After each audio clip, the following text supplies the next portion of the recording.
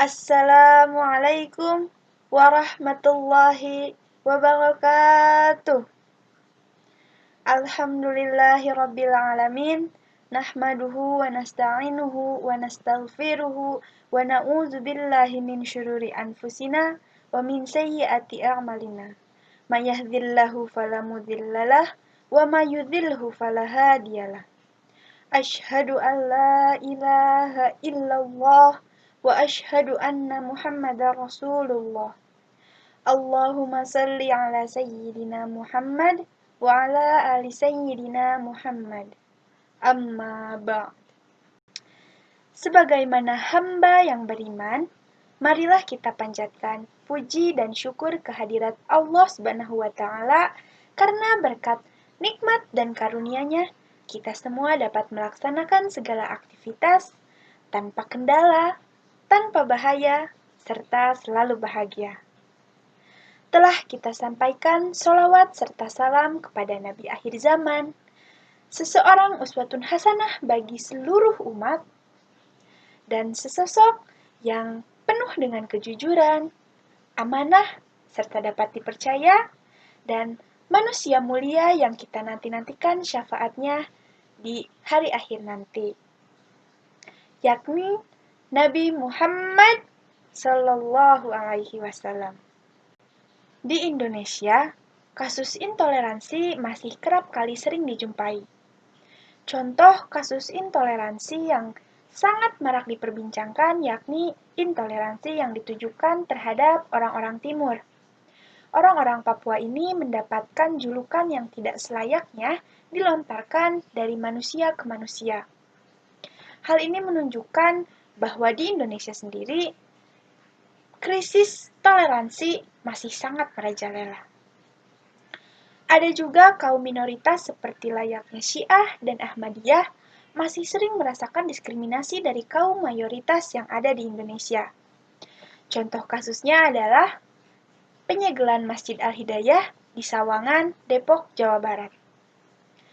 Penyegelan ini bukan merupakan penyegelan pertama, melainkan penyegelan kesekian kalinya yang dilakukan oleh pemerintah kota terhadap Masjid Jemaah Ahmadiyah di Indonesia. Selain kasus-kasus ini, masih banyak sekali kasus-kasus intoleransi yang terjadi di negara tercinta kita ini, yakni negara Indonesia. Dalam Al-Quran telah dijelaskan dalam Quran Surah Yunus ayat 40 hingga 41 yang berbunyi, A'udzubillahi minasyaitonirrajim. Bismillahirrahmanirrahim. Wa minhum yu'minu bihi wa minhum man la yu'minu bih. Wa rabbuka a'malu bil mufsidin. Wa in kadzabuka faqul li amali wa lakum amalukum. Antum bari'una mimma a'malu wa ana bari'un mimma ta'malun. Shadaqallahul azim. Yang artinya, dan di antara mereka ada orang-orang yang beriman kepadanya, Al-Quran, dan di antaranya ada pula orang-orang yang tidak beriman kepadanya. Sedangkan Tuhanmu lebih mengetahui orang-orang yang berbuat kerusakan. Dan jika mereka tetap mendustakanmu Muhammad, maka katakanlah, bagiku pekerjaanku dan bagimu pekerjaanmu. Kamu tidak akan bertanggung jawab terhadap apa yang aku kerjakan, dan aku pun tidak akan bertanggung jawab terhadap apa yang kamu kerjakan. Di dalam Quran Surat Yunus ayat 40 hingga 41 ini, terdapat pernyataan yang berbunyi, bagiku pekerjaanku dan bagimu pekerjaanmu.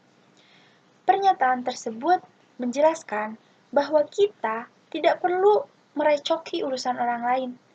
Kita hanya perlu fokus terhadap apa yang kita percaya dan terhadap apa yang akan kita lakukan. Bukan berarti kita menjadi acuh terhadap orang lain, melainkan kita harus menghormati apa yang orang lain percaya, apa yang orang lain lakukan menurut kepercayaannya dia masing-masing. Tidak menghakimi orang yang berbeda pandangan dengan kita. Pasti akan melaksanakan apa yang telah Allah sampaikan di dalam Al-Quran. dan pasti melaksanakan juga apa yang telah Nabi laksanakan di dalam sunnah-sunnahnya. Patut dipertanyakan jika seorang muslim masih bersikap tidak toleran. Apakah mereka hanya Islam KTP saja? Kita tidak tahu. Agama Islam pun merupakan agama yang menjunjung tinggi kedamaian, saling menghormati, dan saling menghargai. Sebagaimana pernyataan yang tertuang dalam Al-Quran dalam Quran Surat Al-Hujurat ayat ke-10 yang berbunyi A'udzubillahi minasyaitonirrajim. Bismillahirrahmanirrahim. Innamal mu'minuna ikhwatun fa aslihu baina akhwaykum wattaqullaha la'allakum turhamun. Yang artinya, sesungguhnya orang-orang mukmin itu bersaudara. Maka dari itu, damaikanlah kedua saudaramu yang sedang berselisih dan bertakwalah kepada Allah agar kamu mendapatkan rahmat. Dalam ayat tersebut, sangat jelas menunjukkan perintah bagi setiap muslim untuk saling menghormati, untuk saling menghargai antara sesama karena kita memiliki ikatan yakni saudara. Maka dari itu, kita harus saling menghargai dan saling menghormati sesama saudara. Dan jika kita telah saling menghormati dan saling menghargai, maka otomatis toleransi pun akan tercipta dengan aman dan damai di Indonesia. Oleh karena itu, kita sebagai umat muslim, marilah kita ciptakan negara Indonesia dengan rasa toleransi yang tinggi. Apalagi kita sebagai umat muslim, kita harus mencerminkan bahwa kita adalah umat yang menganut agama rahmatan lil alamin, yakni agama dengan rahmat yang diberikan oleh Allah kepada seluruh umat yang ada di muka bumi ini. Alhamdulillahirrabbilalamin, cukup sekian yang dapat saya sampaikan. Mohon maaf apabila banyak sekali kesalahan, karena kesempurnaan hanyalah milik Allah Subhanahu wa Ta'ala, Sang Pencipta alam. Dan ingat bahwa agama Islam adalah agama rahmatan lil alamin. Mudah-mudahan apa yang telah saya sampaikan bermanfaat bagi kita semua, khususnya bagi saya sendiri. Akhirul kalam, wassalamualaikum warahmatullahi wabarakatuh.